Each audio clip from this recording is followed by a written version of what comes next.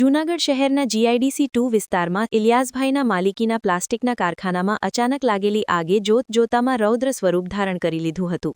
સદનસીબે ફાયર બ્રિગેડની ટીમે સમયસર પહોંચી કામગીરી શરૂ કરતા એક મોટી હોનારત ટળી ગઈ હતી.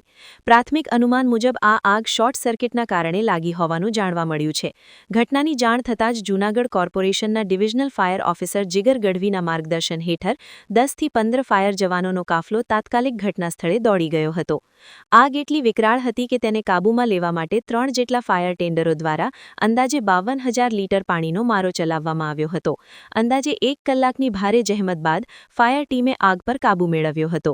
હાલમાં કોઈ જાનહાનિના સમાચાર નથી, પરંતુ કારખાનામાં રહેલો પ્લાસ્ટિકનો જથ્થો અને મશીનરી બળીને ખાખ થઈ ગઈ હોવાની આશંકા છે. અત્યારે ફાયર ટીમ દ્વારા કુલિંગની પ્રક્રિયા હાથ ધરવામાં આવી રહી છે. સવારે 6 વાગે અમને ફાયર કોલ આવેલો. પ્લાસ્ટિકના કારખાનામાં આગ લાગેલ છે GIDC2 માં. તો ઘટના સ્થળે અમારી ટીમે પહોંચીને આગ ઉપર કાબુ મેળવેલ છે. અંદાજિત 50,000 લીટર આજુબાજુમાં પાણીનો વપરાશ થયેલ છે અને 10થી 15 જણા અમારા ફાયરની ટીમના લોકો હતા. અત્યારે કુલિંગ પ્રોસેસ ચાલુ છે અને એનું ચાલુ કામ ચાલુ છે.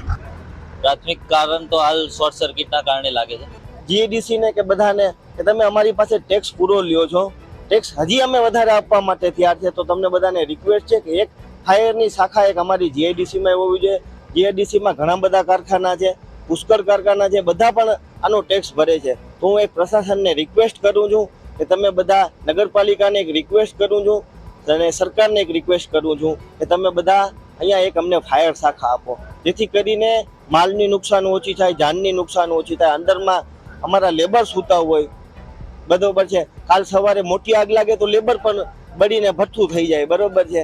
તો એક રિક્વેસ્ટ છે કે તમે એક ફાયરની શાખા અમને GIDC ની અંદર આપો, જેથી કરીને વહેલી તકે આ બધું પૂરું કરી શકીએ અને આગને કંટ્રોલમાં લાવી શકીએ. ઘટનાને પગલે GIDCના ઉદ્યોગકારોમાં વહીવટી તંત્ર સામે આક્રોશ જોવા મળી રહ્યો છે. ઉદ્યોગકારોની માંગ છે કે GIDC વિસ્તારમાં અવારનવાર આગની ઘટનાઓ બનતી હોય છે, ત્યારે અહીં સ્થાનિક સ્તરે જ એક ફાયર સ્ટેશન હોવું અત્યંત અનિવાર્ય છે.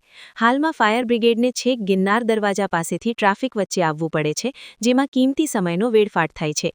જો GIDCમાં જ અલાયદું ફાયર સ્ટેશન હોય તો આગની ઘટનામાં ત્વરિત પ્રતિસાદ આપી મોટા નુકસાનને રોકી શકાય છે.